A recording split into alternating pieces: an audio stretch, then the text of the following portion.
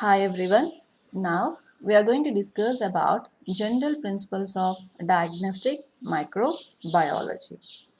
The identification of a pathogen is carried out in a designated microbiology laboratories by the technicians under the supervision of a qualified and experienced clinical microbiologist employing different techniques such as by studying the morphology, biochemistry, physiology, immunology, host parasite interactions, and molecular biology. Then, how can we define this clinical microbiology or the microbiologist? The clinical microbiology deals with the various aspects of identification of a pathogen that is associated with a particular disease. And the main purpose of this clinical microbiology is to provide the physician, that means the doctor, with the information concerning the presence or absence of microorganisms that may be involved in the infectious disease process. Okay, so this is all about the introduction to clinical microbiology. So here if you see, this is a layout diagram for the examination of a patient, specimen collection, then transport, and the laboratory investigations. So what is happening in all these cases? So for the identification of the etiological agent, the sample is going to be collected from the hospital ward, that is from the inpatient or from the outpatient department. Then if the patient comes, the technician is going to collect the sample, and then that specimen collection, after the specimen collection, it was transported to the laboratory, and in the clinical laboratory you are going to have the identification of the etiological agents by all these methods called as microscopy, biochemical methods, immunological, molecular tests, all these things. Once they are going to have the identifying the etiological agent, the report on identification and even the drug susceptibility is also going to be known, and that report will sent to the physician. Now the physician is going to give the treatment to the patient. So this is what the total layout of the for the examination of the patient is going to occur. Okay, so now moving to the next, the various steps involved in the diagnosis of etiological agents are: the first one, obviously, we have to collect the specimen collection, and then it have to be transported to the concerned laboratories. And then if it is not possible immediately, they have to be preserved for longer time. And then it have to have the different diagnostic tests performed, that is general methods for diagnosis such as examination, either by microscopic examination or the macroscopic examination, or the culturing of the pathogens, or molecular methods, or immunological tests, or the biochemical tests for identification and bacteriophage typing. So these are the different methods for diagnosis the etiological agent or disease causing organism. Okay, so these are all the various steps that are mainly involved in the diagnosis of etiological agent. So the first and foremost step in the process is specimen collection or collection of specimen. The laboratory diagnosis of infectious disease begins with the collection of clinical specimen for examination. And here are some of the general principles to be followed while collecting the sample are: the first one, wash hands before and after the collection of sample. Next, collect the sample before the administration of antibiotics. That's why before the treatment only, the physician will send the patient to the lab to have the test. Then next one, strict aseptic techniques must be practiced while collecting the sample. So the surroundings as well as the person, that is the technician, have to maintain the aseptic techniques. Then collect the specimen at right time in relation to the patient symptoms. For example, if a patient is going to suffer with any infection and the sample is going to be collected after 10 days or 20 days, maybe it is not going to have the more quantity of antibodies to diagnose the infection or disease. So That's the reason why we are supposed to have the collection of the sample at the right time. And the specimen collected must be representative of the infectious process. That means if you are having the respiratory infections, then if you are going to collect the blood, it may not be that much worthy to identify. Then, specimen should be collected in an adequate amount. If you take only 1 ml of the sample, maybe that is not sufficient for the diagnosis purposes. So, there should be an adequate amount. At the same time, we should not take the large amount.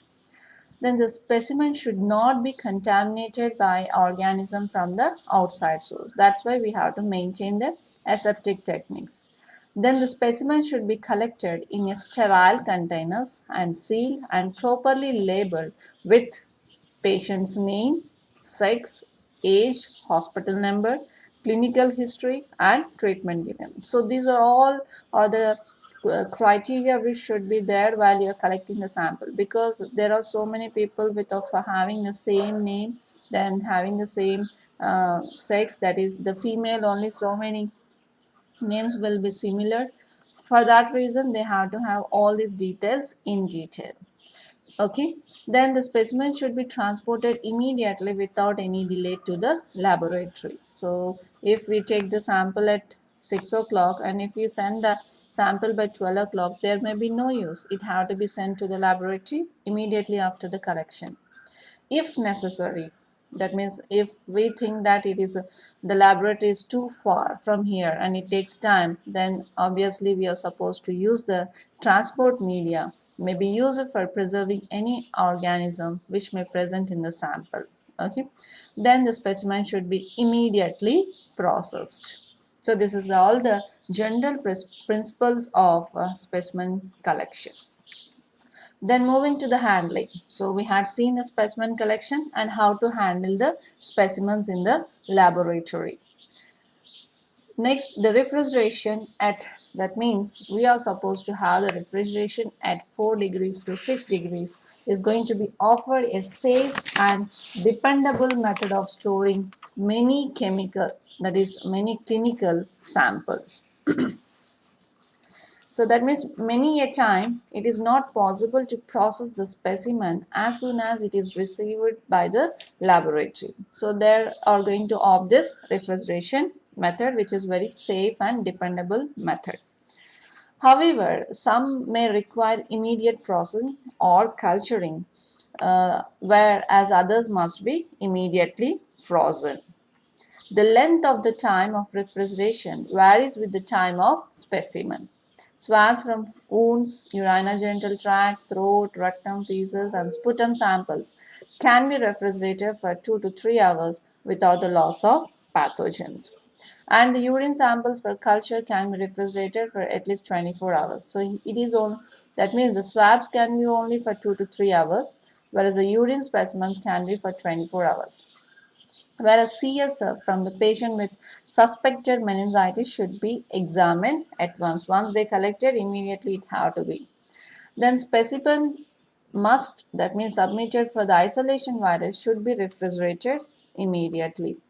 Then even the specimens of clotted blood for virus serology may be refrigerated but never frozen. Okay, we should not frozen it, we can refrigerate it. Then coming to the pieces of hair or scrapings from the skin and nails submitted for isolation of the fungi may be kept at room temperature for several days before inoculation. So the fungal infections which are going to be collected from the samples like hair, scrapings of the skin and the nails can be kept at the room temperature for several days. And then moving to the sputum and this bronchial secretions, even the bone marrow from patients suspected of having systemic fungal infections should be inoculated to appropriate media as soon as possible. So these are the things how you are supposed to collect this, handle the specimen in the laboratory or lab. Then we had seen the handling, we had seen the specimen collection. Now we are moving to the transport. Suppose if this is not going to immediately process, then how you are going to transport the specimen from the area of collection to the laboratory. So here comes the transport. If you if place of specimen collection and clinical microbiology laboratory are located in the same building or nearby places, the transport of the specimen to the laboratory may not be a problem, isn't it? But if the specimen is collected in remote places and the laboratories are located in faraway places, and for transport takes few hours to days, isn't it? So precautionary measures are to be taken for the transport without sacrificing the originality of the specimen. That means the microorganisms that are present in the specimen collected should not lose that we should not lose them.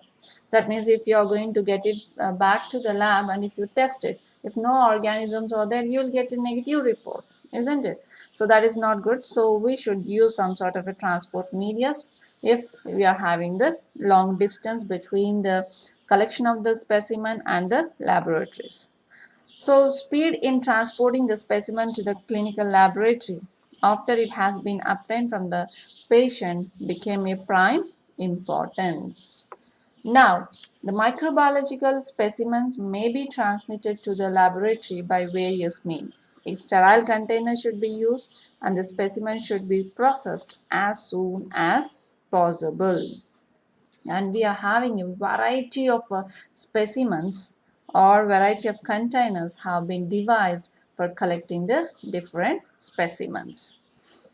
Apart from the sterile disposable plastic cups and the most used pieces of collecting equipment in cotton, that is calcium alginate or polyester tipped swabs, usually with a plastic shaft. So these are all some of the examples of sterile disposable specimen collectors. Okay, commercially we are having a plastic tube containing a sterile polyester tipped swab and a small glass ampoule with of a pouch of modified starters holding medium. That means in the transport of these specimens we are going to use some sort of a transport medium. So here are the list of some transport media which are used for carrying these specimens from the specimen collection area to the laboratory. Let's see those things. The first one is a carry layer medium, which is a semi-solid white colored transport medium for the feces, which contains Salmonella, Shigella, Vibrio or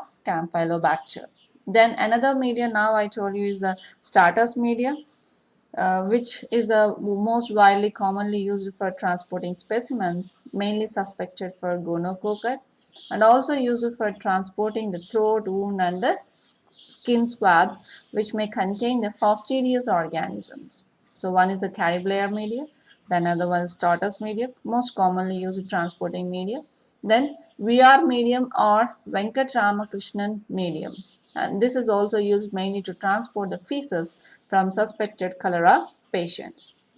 Then Sachs buffer glycerol saline is used to transport the feces from patients suspected to be suffering from bacillary dysentery. So these are the few examples of the transport media which are used to transport the specimen to the laboratory. Then the collection and transport of specimens for anaerobic culturing is also going to be mainly done by the aspiration, such that the avoidance of the oxygen is going to be occur, and this aspiration is mainly done with a needle and syringe than swabs. The example of the anaerobic media is going to be thioglycolate broth is for strict anaerobes. Then the stool specimen for cultures are usually transported in the buffered preservatives I told you, and then urine samples must be transported to the lab as soon as possible. That is, it should not be more than 24 hours, more than 1 hour. They have to be transported immediately. Then if the scheduled time cannot be followed, the urine sample must be refrigerated immediately. Suppose if the examination is going to take more than 1 hour, so immediately the urine sample should be kept in the refrigerator. So these are all the different types of the modes by which you are going to have the transportation of the specimen to the laboratory. So this is all about the introduction of laboratory diagnosis, where in general we have seen the specimen collection, transport, handling of the specimen in the laboratory. Okay, now in the part 2 we are going to discuss the different types of specimens and different types of the collection methods. Okay, thank you.